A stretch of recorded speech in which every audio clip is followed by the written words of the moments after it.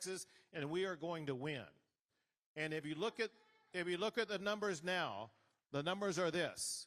It went from 52 school choice this month last year, 63 in November, and now after the first round of primary elections, counting who won those elections and the runoffs where both of the candidates in the runoffs supported, we are now at 74 votes in favor of school choice in the state of Texas.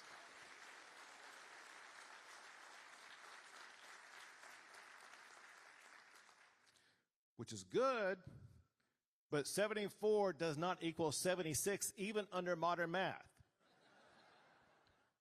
We need 2 more votes to pass school choice in the state of Texas.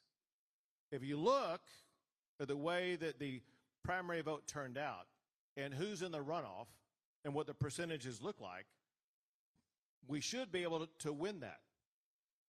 It's kind of like, as CPPF knows, I always give a football analogy. And if there's any surprise, it's kind of that I waited this long to get to a football analogy. It's kind of like a football game when you're behind by 2 points with time running out, and you send your field goal kicker out there to kick a field goal, score 3 points, and win the game. Sometimes it goes through the goalpost, sometimes it doesn't. What every head coach knows, they don't want to have to rely on their field goal kicker to win the football game. With all due respect, I'm sure there's some former field goal kickers here today. We don't want to have to rely upon a field goal kicker. We want to make sure that when these runoffs are over at the end of May, that we are ahead by more than 2 points or 3 points or 4 points. We want to make sure that we send a message and we send to the Capitol Republicans who represent the values of their voters and will be elected in May to go vote in the Capitol and work with all of us to make sure we pass school choice this next session.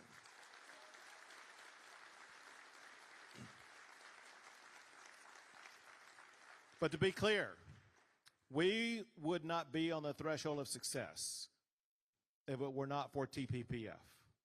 I come here today with a heart of gratitude for everybody here and everything that you've done, because we are sitting on success after success, but we know that we will transform generations to come when we succeed at school choice. To be able to get that done, this is not a time for you to sit on the sidelines and applaud the success that we've achieved. This is a time when all of us must come together, redouble our efforts, knowing that the final vote count is going to be determined by what happens in just 2 months from now. This is the last big push to get across the finish line. If ever there was a time when a public policy organization was going to go all in to make sure that one of its 4 most important policies is going to get passed, this is that time. Your involvement, your engagement, your activism, your voter turnout, whatever you can do is needed now more than ever. And after Election Day in May, we will all stand up and celebrate the fact not just that we passed school choice, but that you made a difference in the life of a child in the great state of Texas. Thank you all. God bless you all, and God bless the great state of Texas.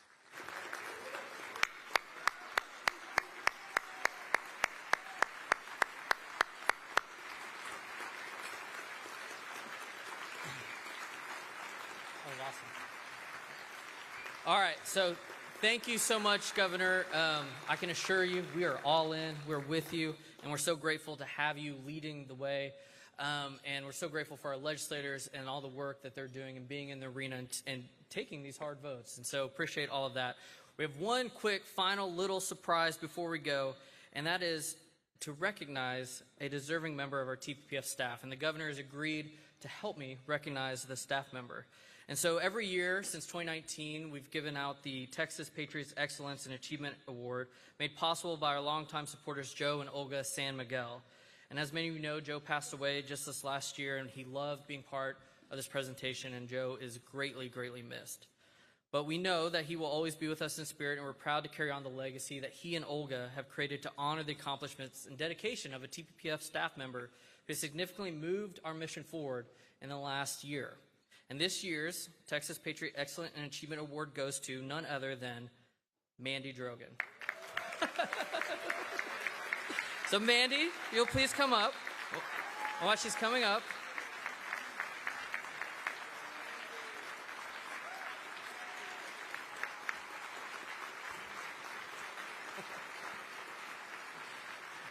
taking off her name tag for pictures, you know, Mandy is one of the top education reform leaders in Texas and has experience managing grassroots, marketing, election. Obviously, she spent months on the road with Governor Abbott and has been a tireless advocate for every single child in this state. And, you know, when we hired Mandy about 2 years ago now, I said, man, we need somebody like Mandy Drogan. And I said, wait, we should go hire Mandy Drogan. And the change that she has made, not only in TPPF, but for the kids of Texas, is just tremendous. And most importantly, the reason she does it, she lives here with her wonderful husband, John Drogan, who's somewhere around here. I saw him, Mr. Mandy Drogan, as I like to call him. But she has 3 precious children, Grace Marie, Faith Elise, and John Charles, and we know that's why Mandy does this. So congratulations, Mandy.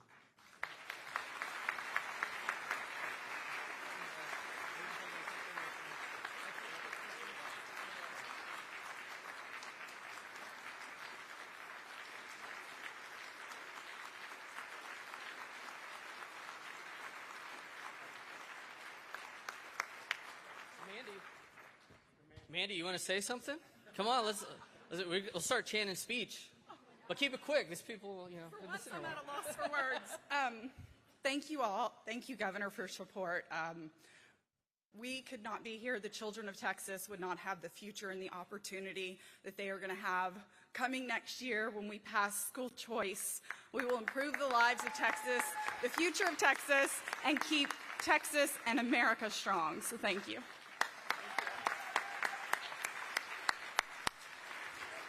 All right, congratulations, Mandy. So with that,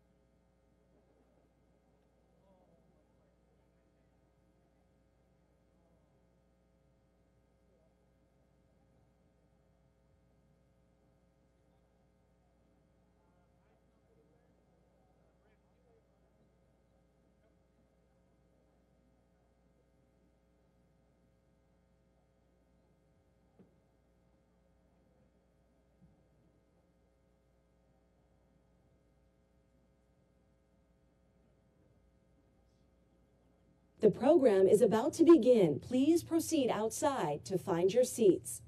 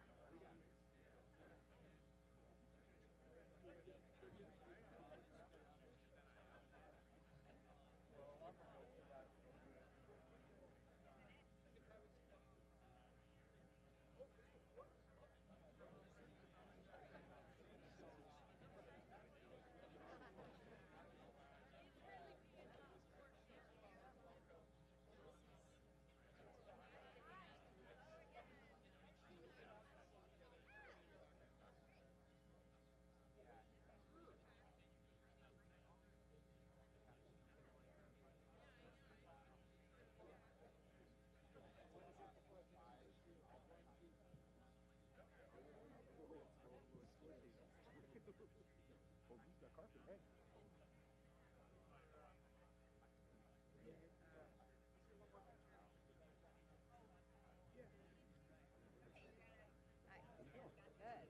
2 days in a row, huh? Hey. When you're on the plane, you're on the plane.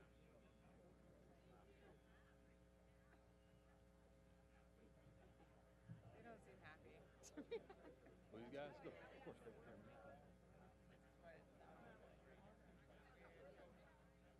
You guys go work. Also, it's hot. Hard hat. All right. How many you guys are doing?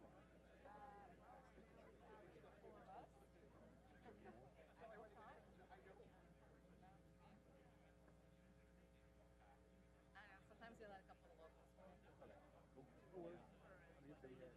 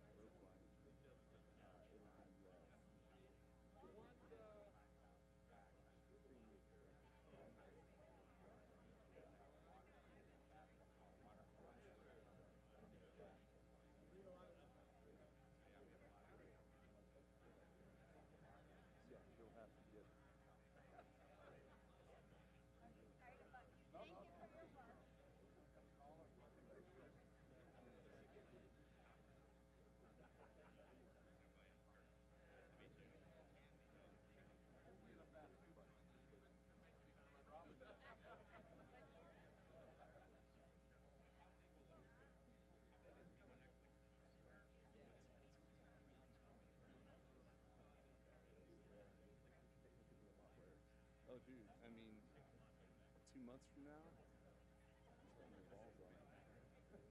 Easily. Yeah, that's normal temperature too. So, all right. Well, good back on.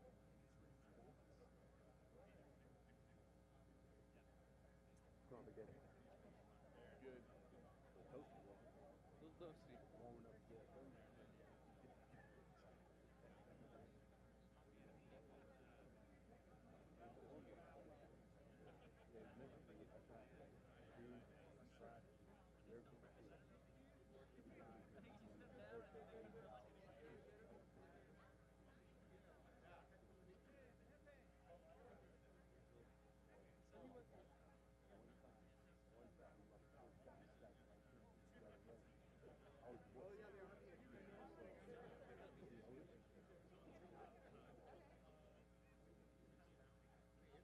Is there any way to sneak you over to this side?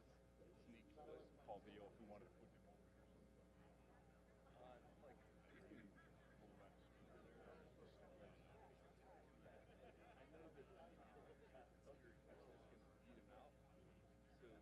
Paul could also do that if he wants.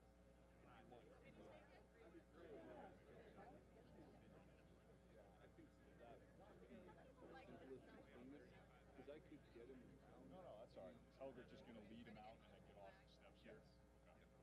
Don't be careful. Yeah. Yeah, don't just go. Just far enough over there. All right.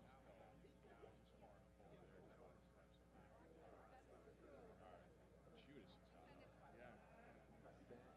You're hard.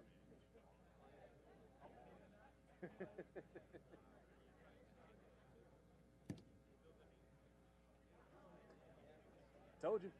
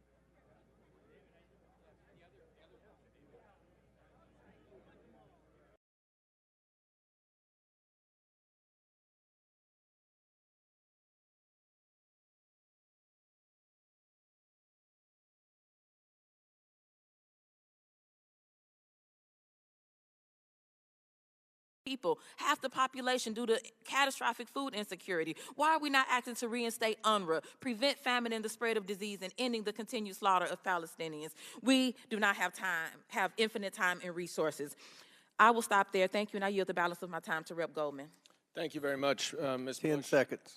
I want to just point to a photo here. Mr. Bobolinsky, you have testified that Cassidy Hutchinson's account that you met Mark Meadows, then Chief of Staff for Donald Trump, at a Trump rally in Georgia behind Secret Service cars. You were wearing Time's a mask. expired. Sir, you went over a minute late with Mr. Perry. If we could have a little extra time. If you, the Trump rally that you said that Time's she was expired. lying. Chair now recognizes Mr. Sessions for 5 minutes. Mr. Chairman, could we have some basic No, equity? if someone else wants to yield, she had 8 seconds to yield him, and he's got up here with a speech. He's already No, I have a simple abused his question. privilege by making a motion have a that simple wasn't even a question. motion. Chair has Hold on a ruled. The minute. chair has ruled. The chair has ruled. What are you can afraid get of, someone else Mr. to Chairman? Recognize your What are you afraid of? Why don't you let me ask What the do you- question? chair recognizes the gentleman from. Oh, what purpose do you seek recognition, Mr. Biggs? Unanimous consent to introduce the documents into the record. Without objection. Thank you, So Mr. ordered. Chairman. Here they are. One is the invitation that was mentioned. Another is Hunter Biden's calendar.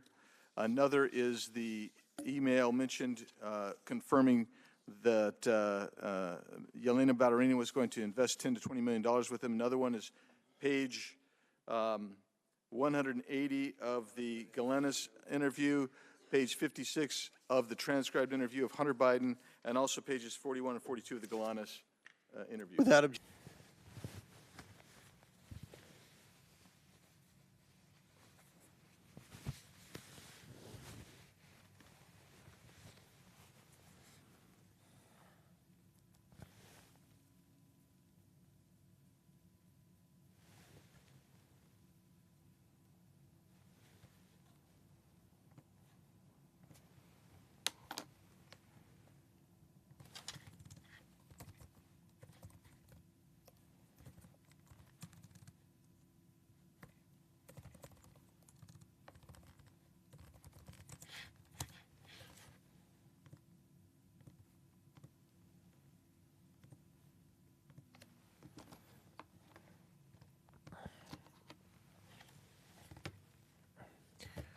Franklin, the Fed's decision will hold rates.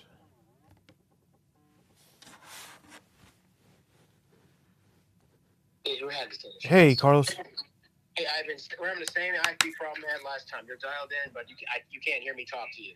No, I hear programming from CNN. Oh, all right. Let me check something else then.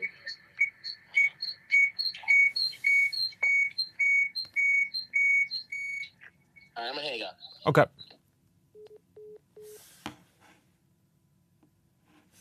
No, nothing yet.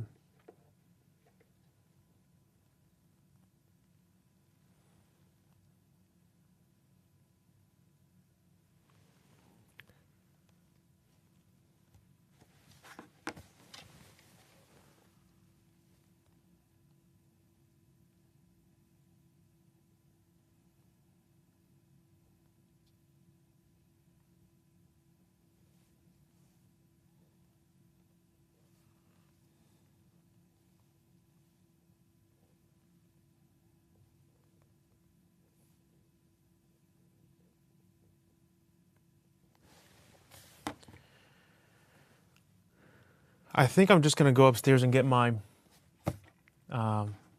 dongle to call in.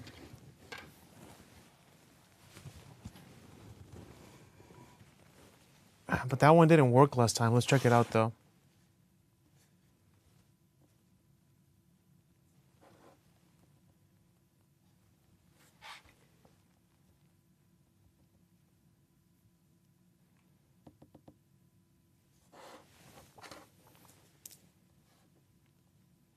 Hey, So, hey, Ivan, this is Carlos. So you shouldn't hear programming now, I think. I don't hear anything now. But you can't hear me talk to you either, can you? No. Yeah, I don't. So there was a number calling earlier, 827-1700. Did you guys see that? No. Okay. Well, whenever they moved over here, sometimes when they call in here, they can't hear us. We can't hear them. And some 827-1700 number kept on trying to call us. But you can't call them back. Yeah, go upstairs right now.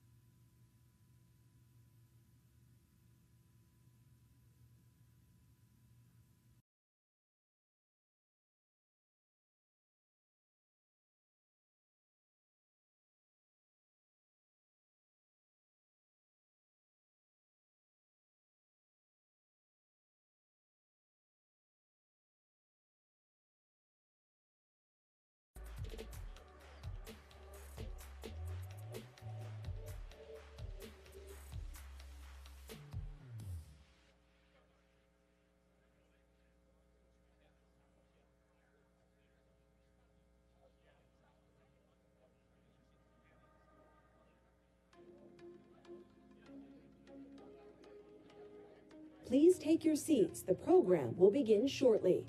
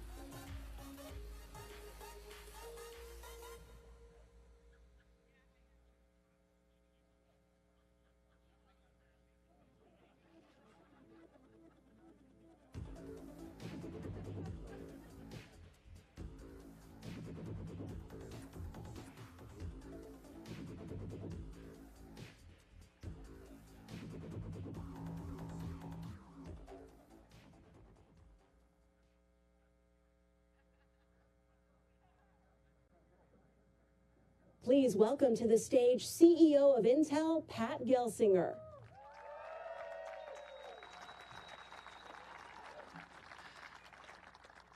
Wow, what a day. What a fabulous moment. You know, and today is a victory for Americans' national economy, but also our national security. It's a victory for American innovation, and it's a victory for the American people and our collective future. Because in our modern world, everything relies on chips. Every aspect of humanity is going digital and relies on chips. And their production shapes the future of all of humanity.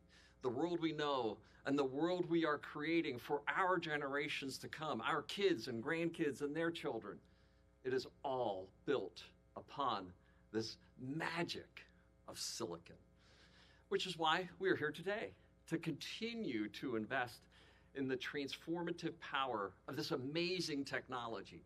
By signing the U.S. CHIPS Act, President Biden showed that we are committing to building this critical industry back on American shores.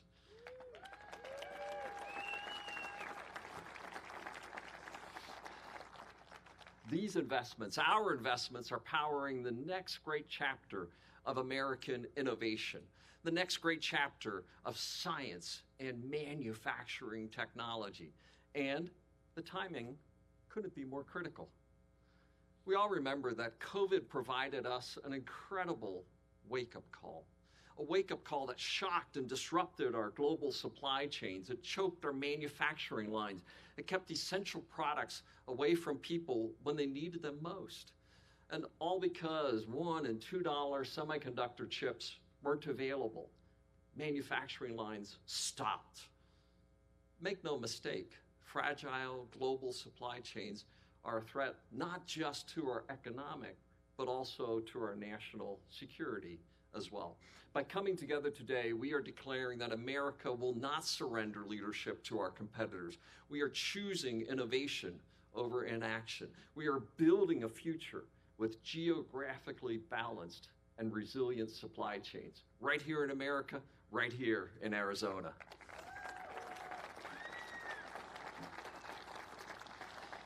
Historians will look back on this period as a once-in-a-generation defining moment, a moment to challenge our old assumptions and to drive fundamental structural changes for the future. America must lead the way into this new era by regaining our leadership, especially with the turbocharged acceleration that AI is providing to our world and its incredibly promising potential. And we will be ready to meet this next surge of semiconductor demand.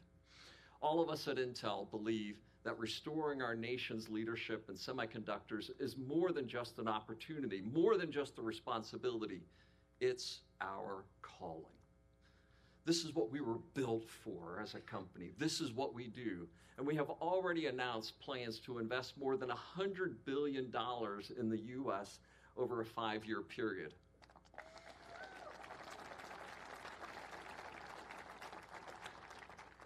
I first walked through the doors of this iconic company as an 18-year-old kid with an associate's degree starting as a technician.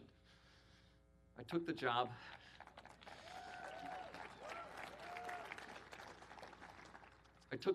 as Intel CEO to honor the Intel Trinity, the trio that put silicon into Silicon Valley, Bob Noyce, Gordon Moore, and Andy Grove. And through the years, I've had the honor of witnessing firsthand, of learning at their feet, that this American excellence, this power of technology innovation, but the power and the role of American manufacturing. And our facilities have grown. We have the extraordinary Oregon, the Silicon Forest. We have the extraordinary Arizona, the Silicon Desert. And the extraordinary New Mexico, the Silicon Mesa. And one of my proudest moments was standing beside President Biden in Ohio and beginning of a new chapter of American innovation at Intel. I can say that Field of Dreams is now an extraordinary construction site that's coming to life before your very eyes. We are so proud that President Biden and Secretary Raimondo believe in this vision of expanding U.S. chip-making capacity and capabilities. And I am grateful for this funding and the confidence and commitment that you are placing in us. Mr. President and Madam Secretary, we will not let you down.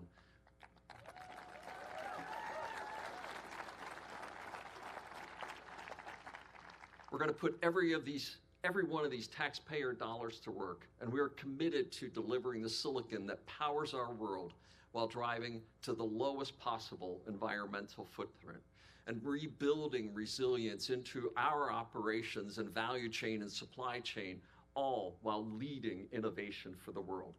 It's fitting that we are standing here on an Intel construction site because these investments, right, these extraordinary commitments are going to build right here in America, right here in Arizona. You know, we're going to keep building and innovating new chips that power the future and help humanity to be a better place for our children and grandchildren. We're going to build stronger communities and local economies from Arizona to Ohio by creating nearly 80,000 jobs at Intel in our construction sites with suppliers and more. That's a lot of jobs. You should applaud that. Yeah.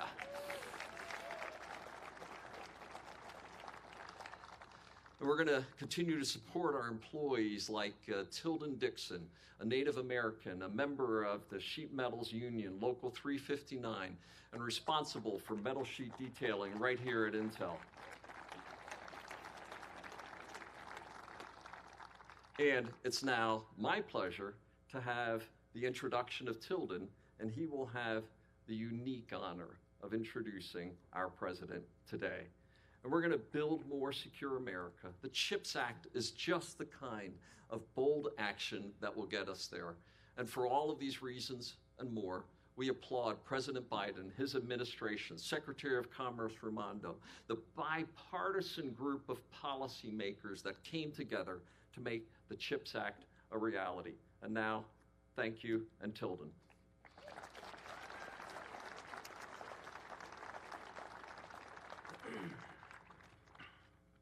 Good afternoon, everyone.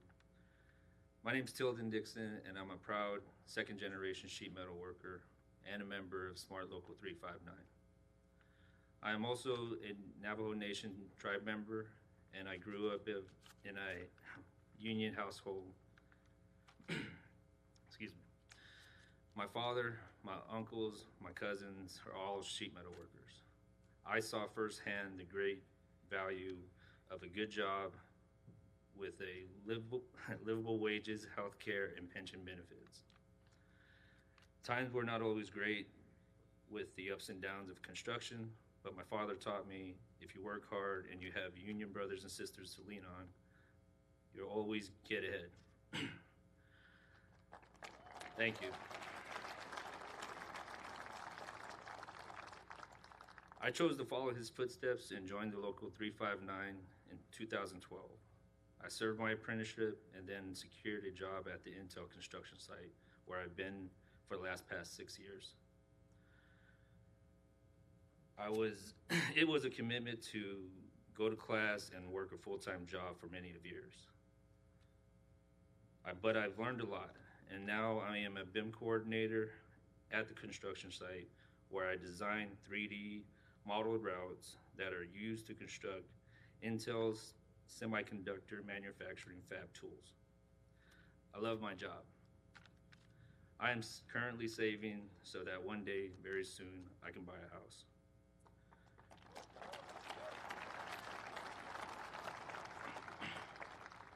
But I'm not the only one whose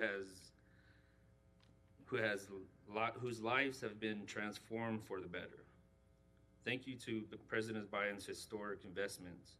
There are now hundreds of jobs, hundreds of new jobs for the people of Arizona who are building Intel's new cutting-edge chip factories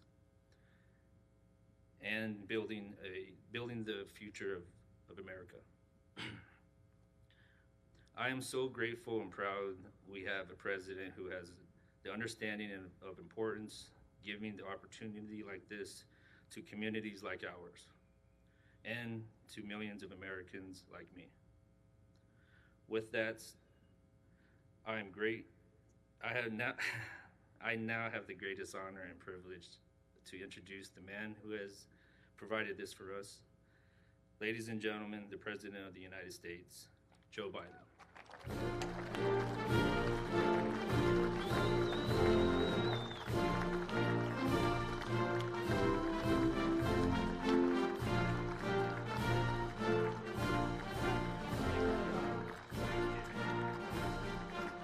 Hello. By the way, your dad is right about unions. Your dad is right. Unions built the middle class. Wall Street didn't. Unions built the middle class. So thanks, Tilden, for that introduction. And union sheet metal worker, proud member of the Navajo Nation. You're going to be building the future here in Arizona. And Arizona is building the future. Thank you, Governor Hobbs. She had to leave, but welcomed me to the state and for your partnership all across the board. And thank you, Representative Stanton, for your dedication to the people of the 4th District and for the passport anyway. Get in. While we couldn't be here today because the votes in Washington, I want to thank Senator Mark Kelly, who's doing an incredible job and the real champion from the announcement that we make here today. And Mayor Kate, where's Kate? Thank you, Kate. You're an incredible mayor. You're doing a great job. And Mayor Chandler Hartke. And I guess I'm technically in your city, right? All right. I'll behave.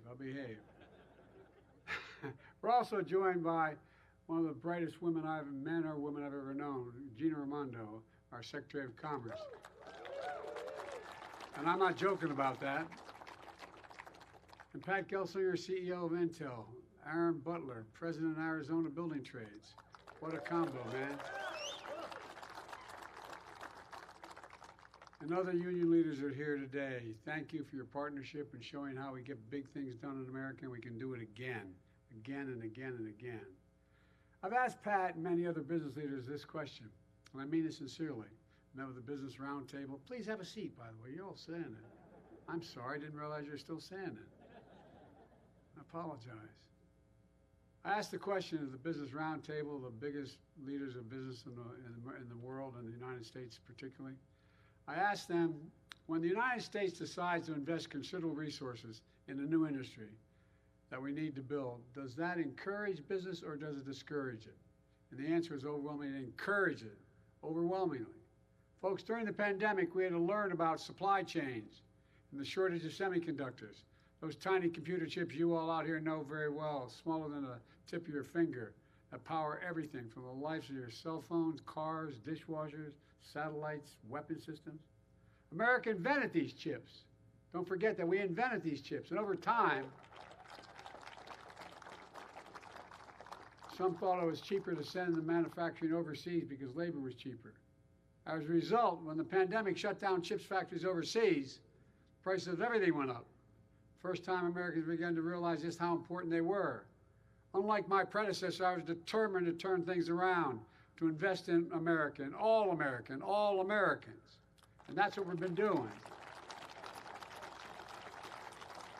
In January of 2022, Pat came to the White House where we announced the historic investment to build a state-of-the-art semiconductor factory in Ohio, factories in Ohio.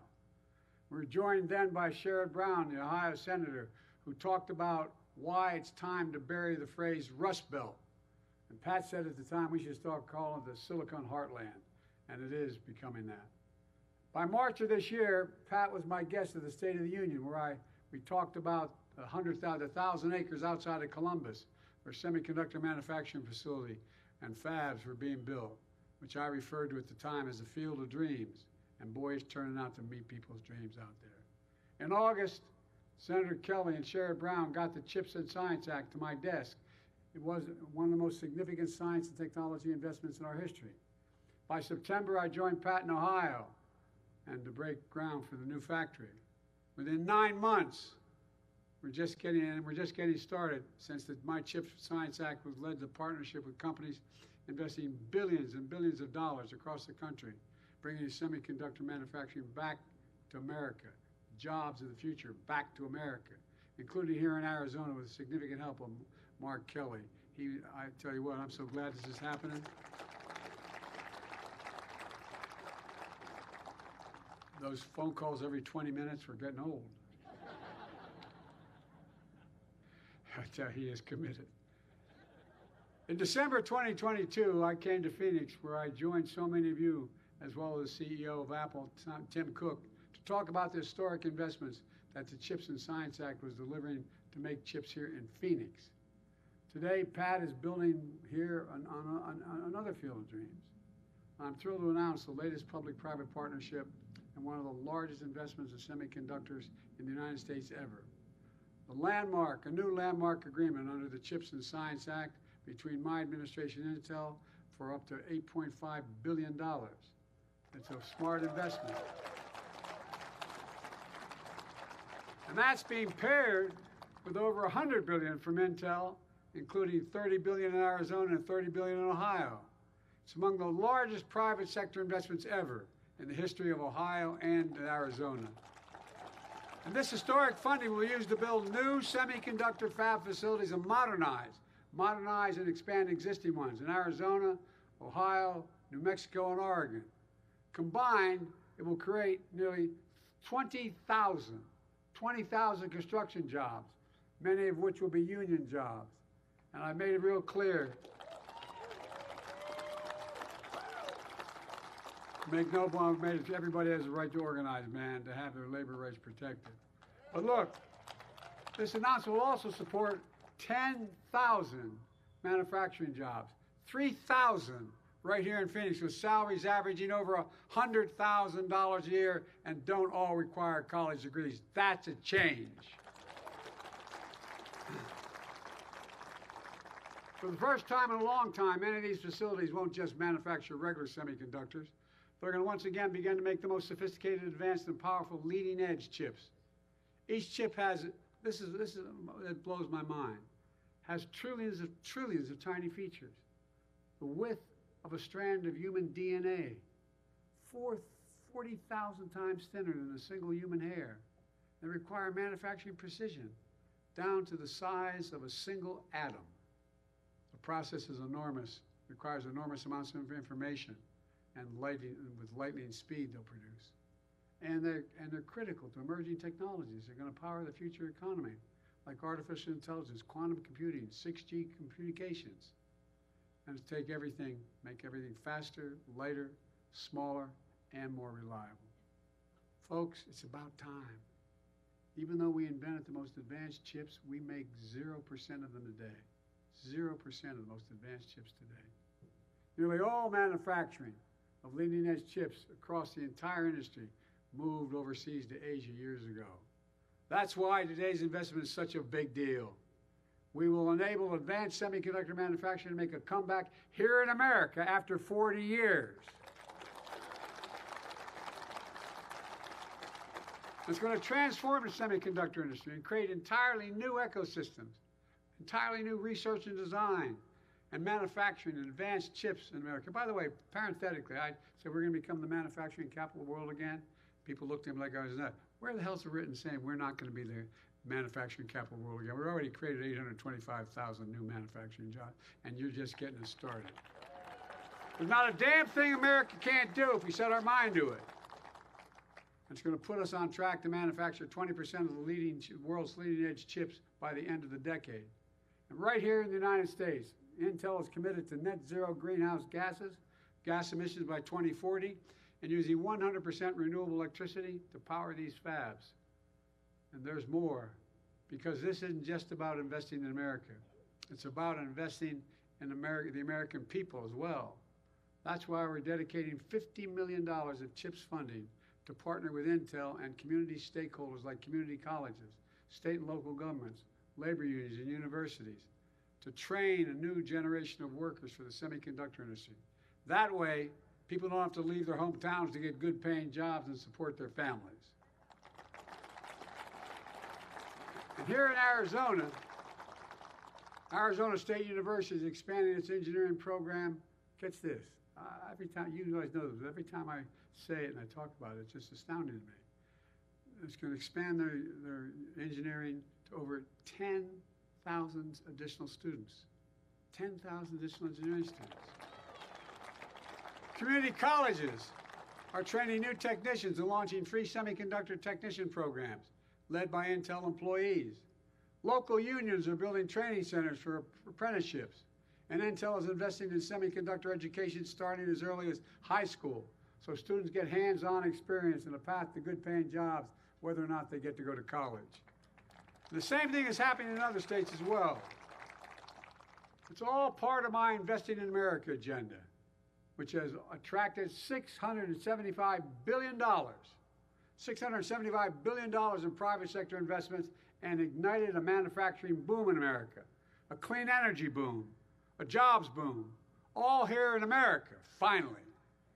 Since I took office, America's had the strongest growth of any major economy in the world. Nearly 15 million new jobs, the longest stretch of unemployment under 4% in 50 years. 450. Growth is strong. Wages are up more than prices. Inflation is down dramatically. We have more to do, I get it, we have more to do, but no question our plan of delivering for the American people is working now. And since I came to office here in Arizona, because of your investment in the American agenda, we've deployed and developed nearly $8 billion in federal funds to upgrade infrastructure and clean energy. Right here in Arizona, we've created 300,000 new jobs. Let me say that again. In Arizona, 300,000 new jobs.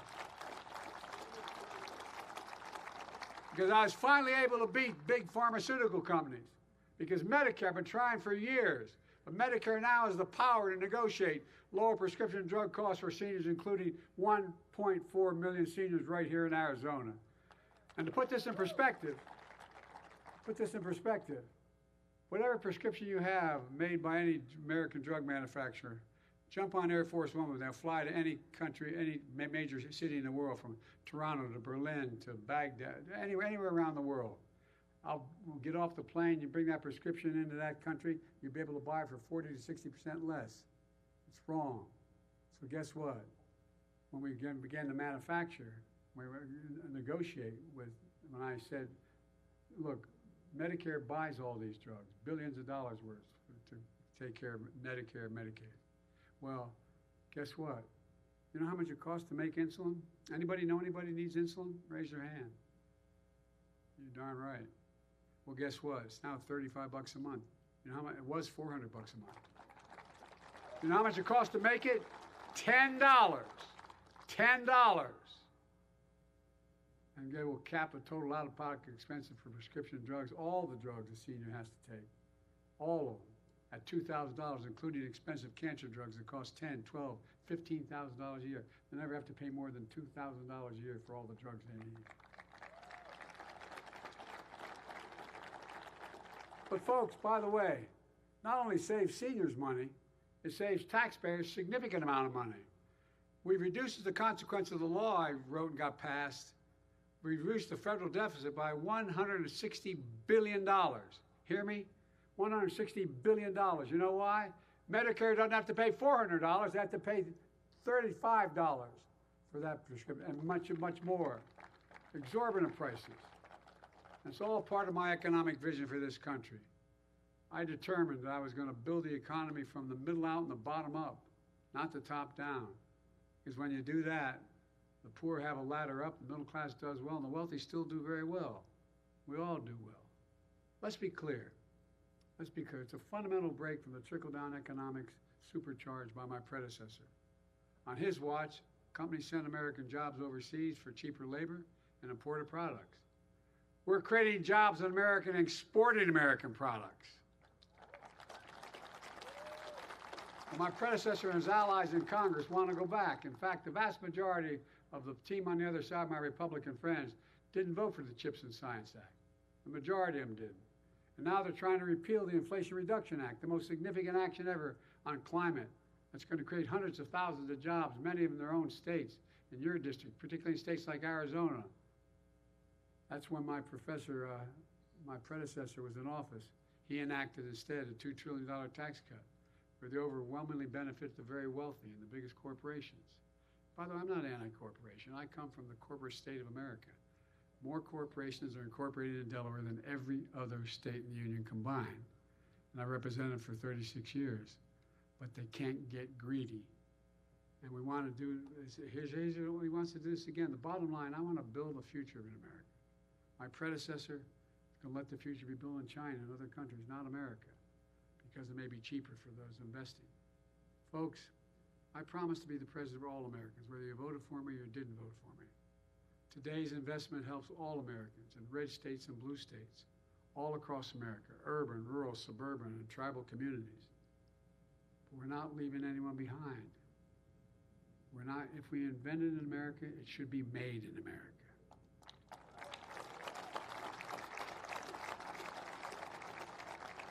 And include all of America.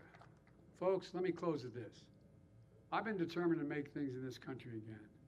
To build manufacturing capacity, as I said, we've created over 800,000 manufacturing jobs, and we're still counting. To make sure we never again are in a position where during a pandemic, we're relying on other countries to make things that we badly need here at home to be able to go forward.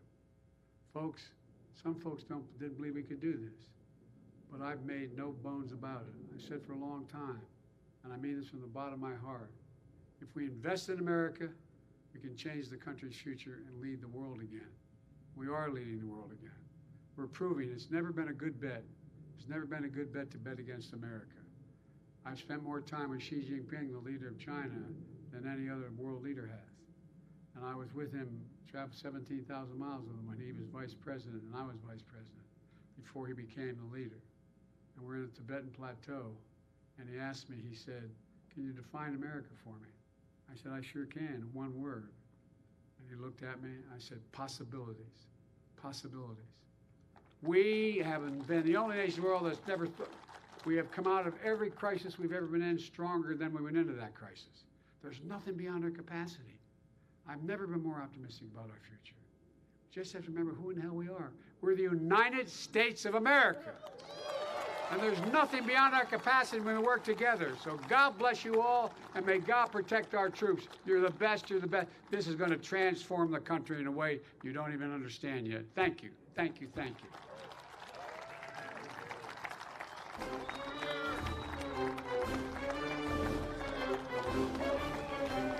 Thank you. Ready, guys?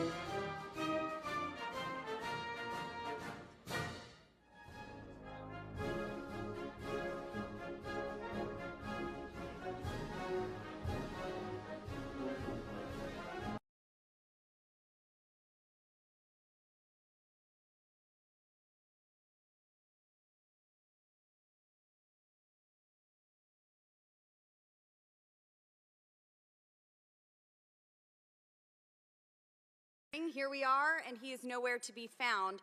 I guess Hayden really does run in the Biden family. Now, Mr. Bobulinski, in your testimony, you state, "It is clear to me that Joe Biden was the brand being sold by the Biden family." In your experience, what is the value to Joe Biden in helping his family collect millions from foreign adversaries? What's the value to Joe Biden specifically? Yes. Well, his children and brothers were enriched, which to AOC's questions earlier violate corruption statutes, RICO statutes, FCPA statutes, FARA statutes.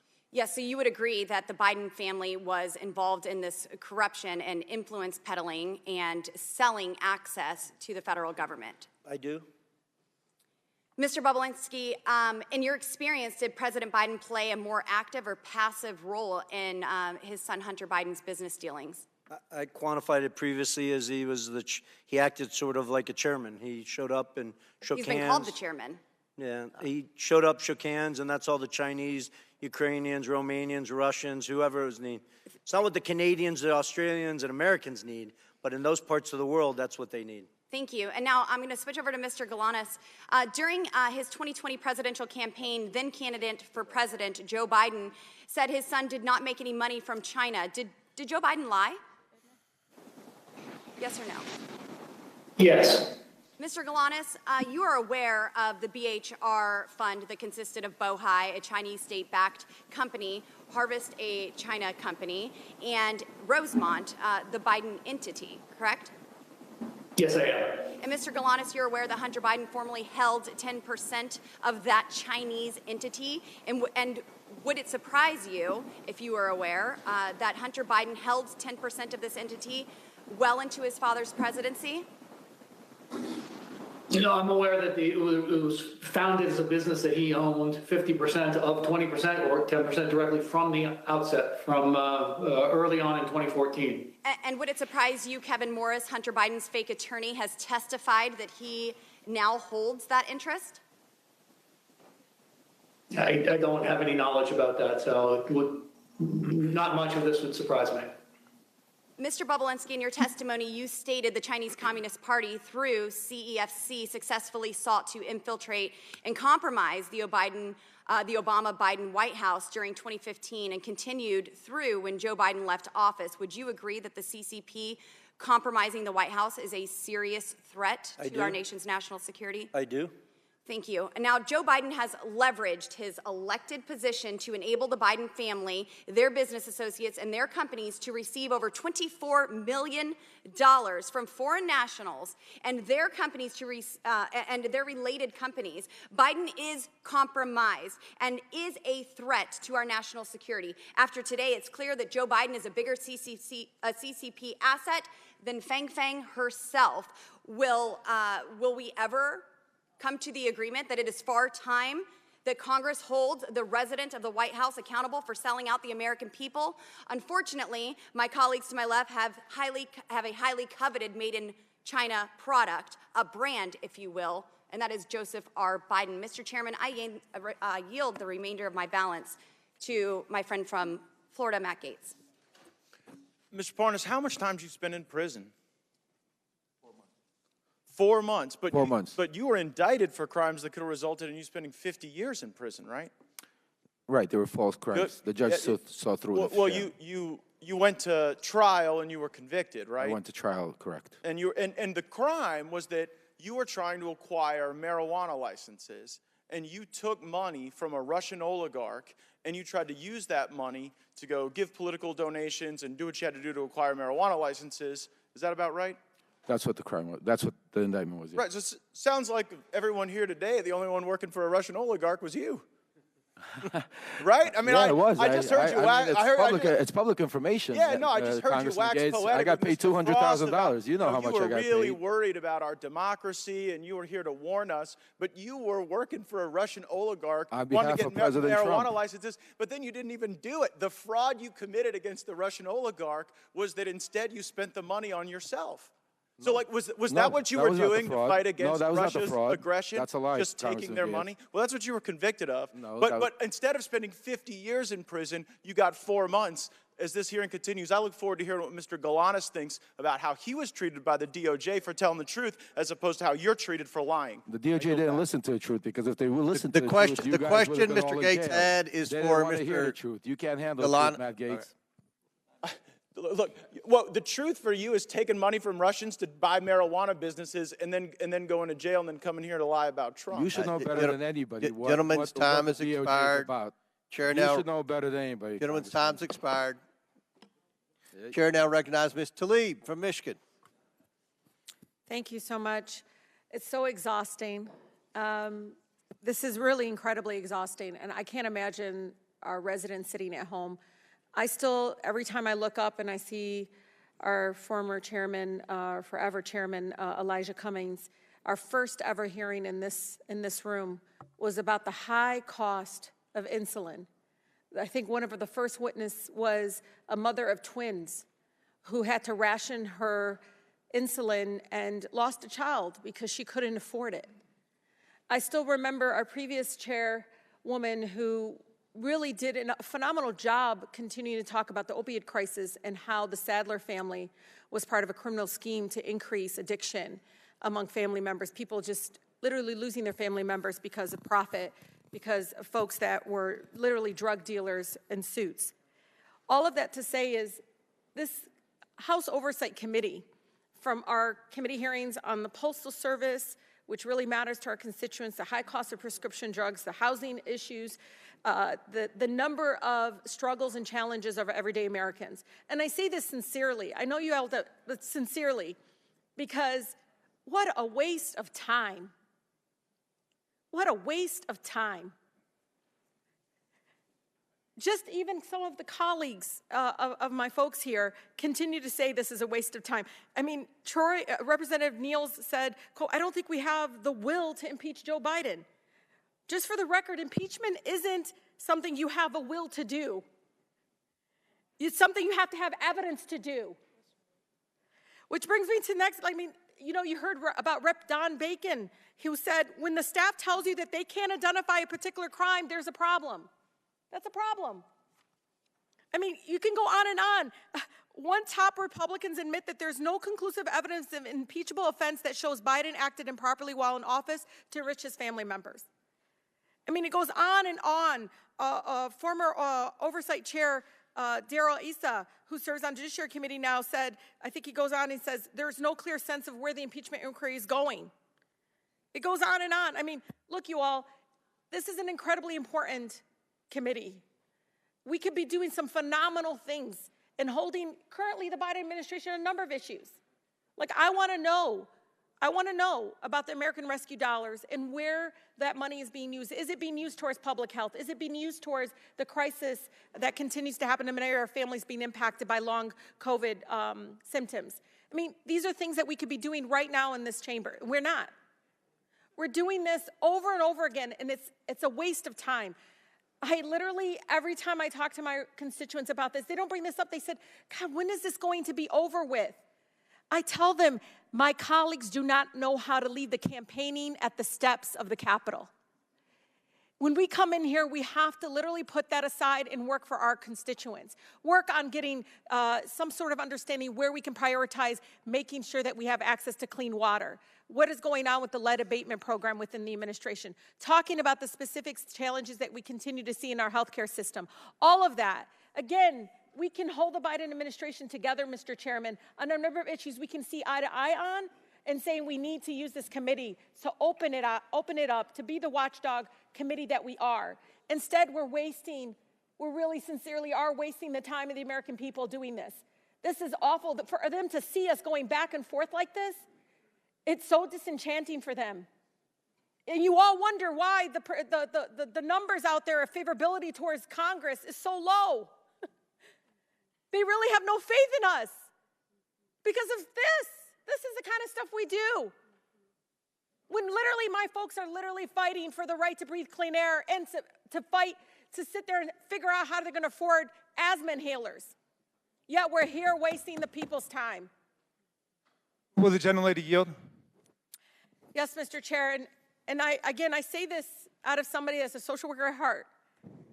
We can do so many things in bipartisan in this committee. I know it. And I think we're right now really missing out an opportunity to do that. We really are. Ms. Tlaib, I yield to Mr.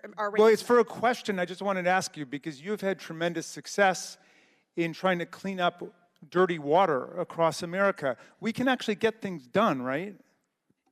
Absolutely. And, you know, I know my colleague on the other side, we all have a crisis of the clean water crisis. We could, like, literally bring in folks in the EPA, bring folks into this chamber right now and ask, where is the Biden administration on the development of their lead abatement initiative? These are the things that I think very much many of my mayors, my local electeds, many of the state folks are asking, what can we do as members of Congress to basically have more transparency in where the priorities are? But again, I really say this sincerely to all of you. We can do better. We deserve to do better. I remember Chairman Cummings constantly reminding us that we can be better. Gentlelady's time's expired. Before I recognize Representative Fry, for what purpose does Representative McClain seek recognition?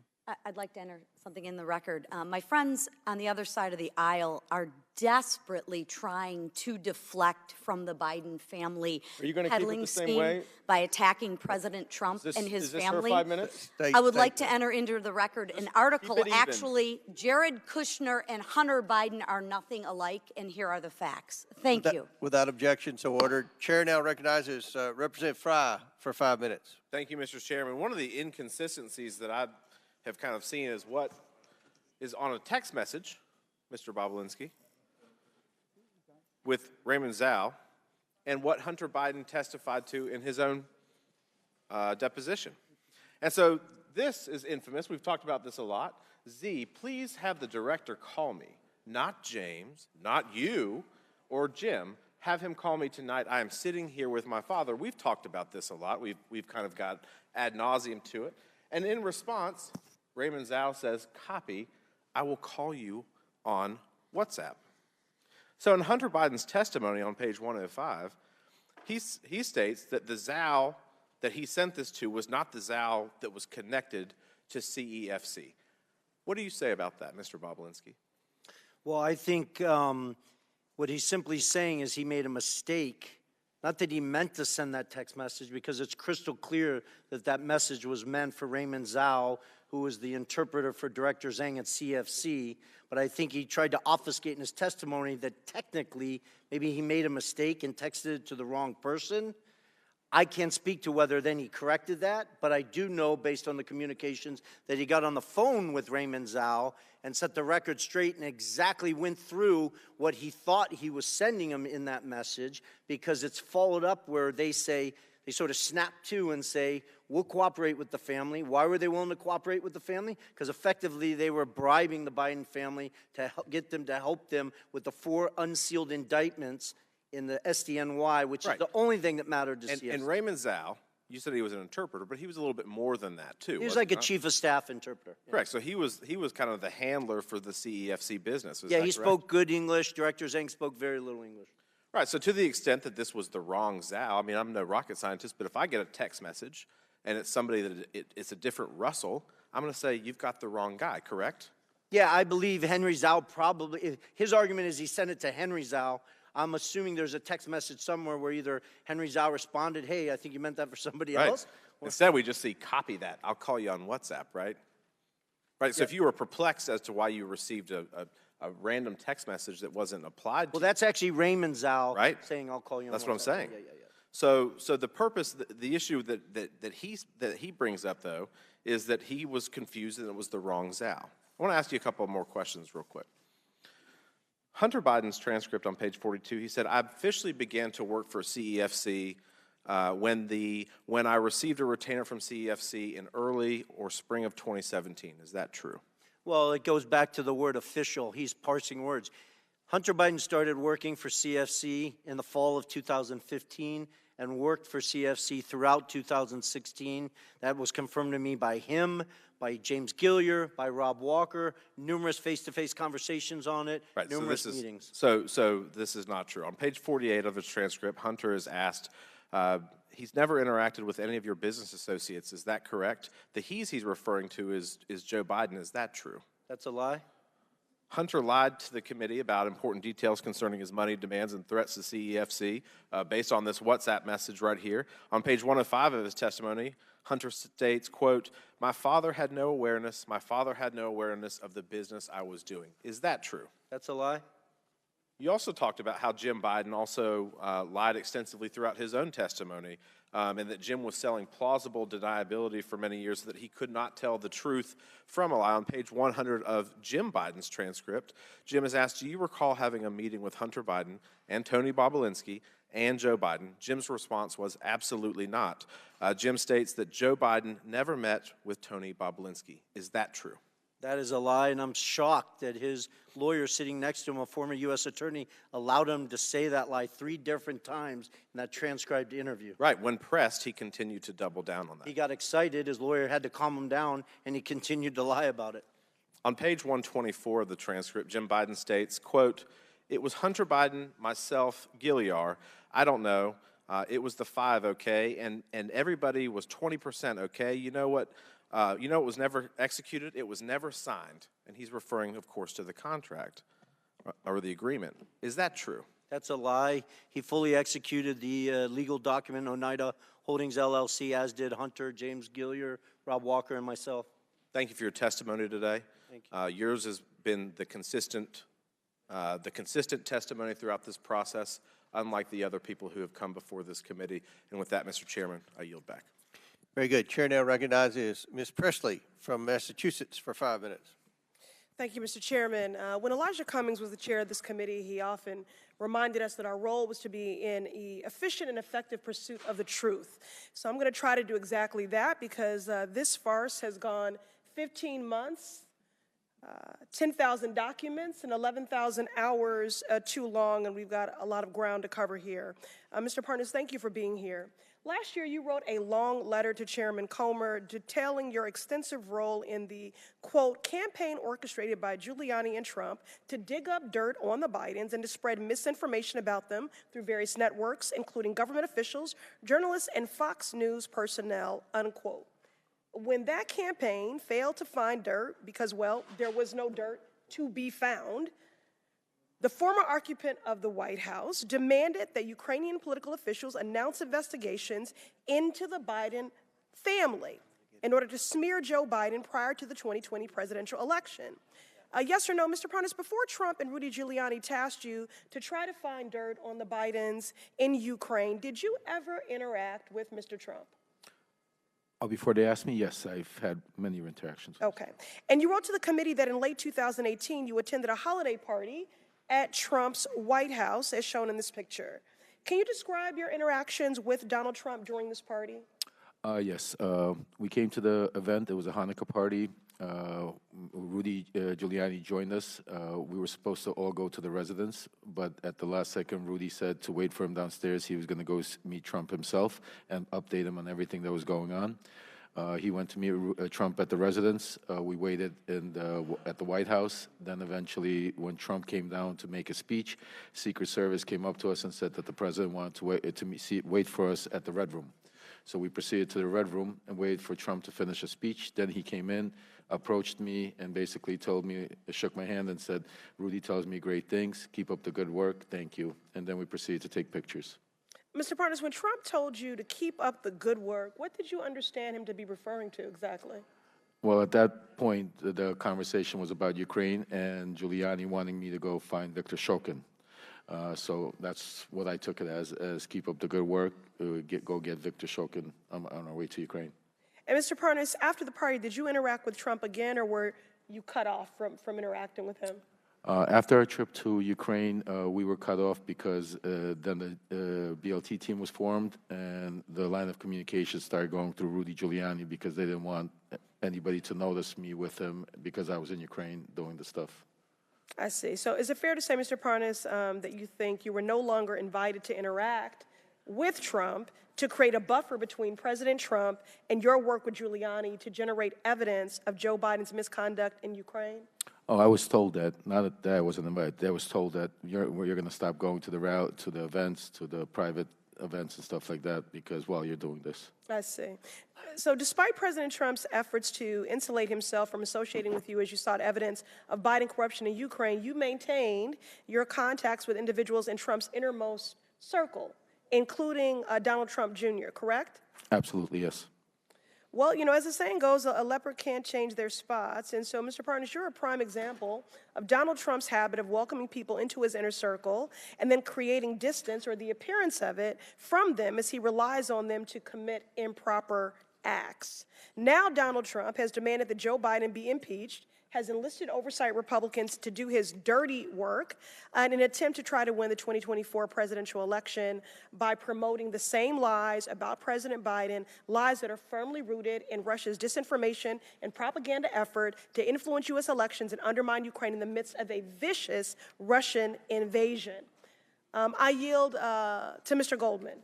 Thank you very much, Ms. Presley. I want to get back to this photograph here that I got cut off from before. You, Mr. Bobulinski, called a number of people liars, 6 FBI agents. I did not call this as 6 FBI agents liars. I'm talking.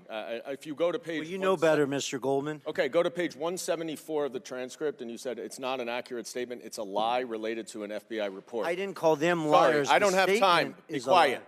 Now, this is a photo that was provided by Cassidy Hutchinson after you called her a liar when she said that you met with Mark Meadows and received an envelope. Do you see this photo? Do you acknowledge that is Mark Meadows in the red hat? Didn't you tell me to be quiet? I don't. I asked the question, do you acknowledge that that's Mark Meadows? I don't. Maybe you're a person can walk it closer so I can see it. Mr. Chairman, would you indulge, just since he's not answering the question, you're he's 15 filibustering? seconds over, but Well, let me just ask it very briefly. Is that you and Mr. Meadows buy Secret Service cars with you in a mask? Are you kidding, Mr. Goldman? I'm sitting 20 feet away from it. Go It's up to him, please. Go All right up to him. And your time's expired. Okay. Maybe Mr. Swalwell will give you some time. Could he just answer the question? He can answer the question, right? So what I see in this picture is a Secret Service agent 5 feet from me with a full mask on, and a Secret Service agent sitting in a Cadillac Escalade with all the windows up with a full mask on. Is that So you're you making it a talking big to deal. the person in the red hat? It's the back of his head. I don't. Is that you talking to the Why don't person you in ask the me red this, hat? Mr. Goldman? Did I meet Mr. Meadows at a Trump rally in Answer Rome, the Georgia? I question. did. I acknowledge that. Is it you? Mr. Oh, you Mr. do? Goldman. I did. Mr. Of Goldman. course I did. But Cassidy Hutchinson is a liar. Cassidy Hutchinson's Thank a you. I get liar that. because Time she has said expired. that he handed me an envelope. Mr. Meadows didn't give me a single thing. Now, Chair recognizes. Glad we have the clear No, story. Mr. your Chairman. time's expired. Maybe Mr. Swalwell will yield you some time. Chair now recognizes Mr. Langworthy from Buffalo for 5 minutes. Thank you very much, Mr. Chairman. Glad it's so quiet in here. On the first day of the Biden presidency, then Press Secretary Jen Psaki claimed that President Biden's objective and his commitment was to bring, quote, transparency and truth back to government, to share the truth even when it's hard to hear. That is obviously laughable, just about as laughable as when Hunter Biden claimed that he was trying to avoid wire fees when he had Rob Walker launder a $1 million payment from a Chinese company through 16 different bank wires to Hunter, Hallie, and Jim Biden's accounts. If you're trying to avoid wire fees, then why send 4 different wires over 3 months to the same account? It's a total joke.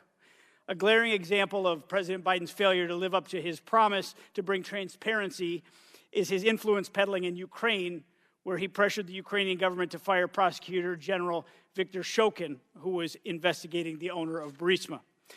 While Joe Biden was vice president in 2014, his son Hunter Biden was asked by Burisma's owners to join the board, a paid position. The committee has sought documents from the administration regarding Vice President Biden's influence peddling in the Ukraine. The administration, which claims transparency, has failed to produce these documents. I'll give you an example. On September of 2015, the United States was steadfast in its belief that the owner of Burisma was the face of corruption in Ukraine. The administration vowed to work with the Prosecutor General to tackle corruption in the country. However, that all changed after a phone call from Hunter Biden and the owner of Burisma to Hunter's Washington, D.C. associates in 2015. A few days later, Vice President Biden delivered a speech to the Ukrainian legislature and privately pressured the Ukrainian president to fire the prosecutor general.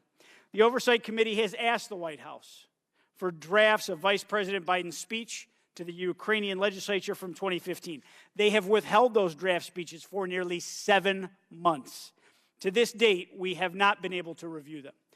We all want to know whether there were edits to the speech after Hunter called D.C. We all want to know whether the then Vice President, changed course to protect his son and his corrupt business associates. We all want to know whether the Biden family's business dealings affected American policy towards the Ukraine.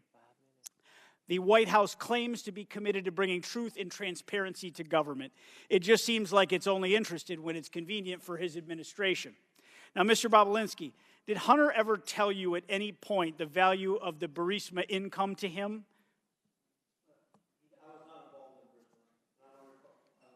Call him ever mentioning that to me. Okay, did he ever say it was his only income at that time? Oh, okay. Actually, I stand corrected. There's a text message. I never discussed it with him. I was in Monaco at the Grand Prix. He was in Monaco for the Burisma board meeting. He set up a meeting with me. He didn't show up at that meeting. Obviously, you can imagine I wasn't too happy. And he responded to a text me asking him what's going on. And in that text, he states he's on the back of Kola's yacht fighting for the only income he has, but it wasn't from Burisma, it's from the Kazakh deal that he's talking about. I never discussed that with him after that. That was a single exchange between him and I. No. Corruption and a lack of transparency from the Biden family have been common themes through the House Oversight Committee's investigation.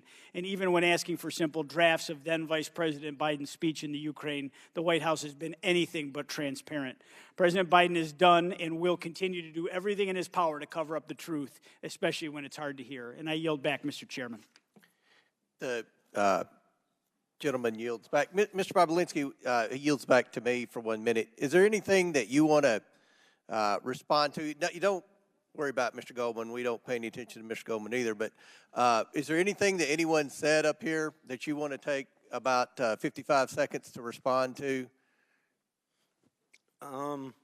It's tempting. I mean, my biggest appeal to everyone in this room is I wish you would spend the time focusing on the fact that the Chinese Communist Party infiltrated the White House of the United States of America through the Biden family. I don't say that lightly. It's not a joke. I was willing to die for this country, as was my father and both my grandfathers and my brother. This is serious, serious stuff.